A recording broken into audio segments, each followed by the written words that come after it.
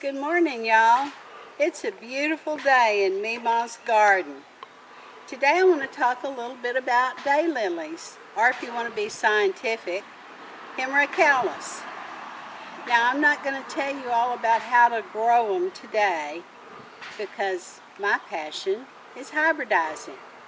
Did you know that there are over 80,000 different daylily cultivars?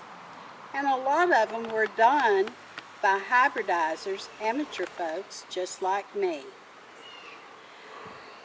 There is a very good publication that is put out by the American Hemerocallis Society. It's not a thick book, but it has a lot of information in it for you about growing and sharing daylilies. Today, we're going to hybridize one of the daylilies that I created myself. This one is called Joy Comes in the Morning. Now originally I would give these a number when the seedlings came up. And as they started to grow and bloom, and Sweet Thing would ask what the name was or which one it was, he got confused when I gave him a number. So we started naming them, and we used song titles. So this one is Joy Comes in the Morning from Psalm 30, verse 5. First thing you need to do is you need to collect one of the anthers. This is the part that has the pollen on it. There's 2 lobes, and you can see there's a nice bunch of pollen on this particular one. Now I'm not going to put this pollen on this particular bud because I'm going to cross it with something else. But if the daylily that I wanted to use was blooming that day, I would just grab an anther and rub it on. But since I do a lot of crosses,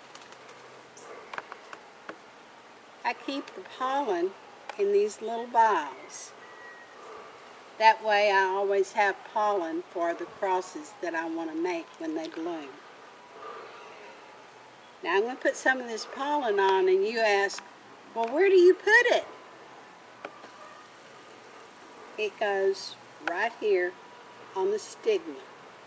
It's the longest one in the middle, and it doesn't have any pollen on it. So this is where you put the cross. And I'm just going to rub it down inside this pollen tube and get some pollen on it.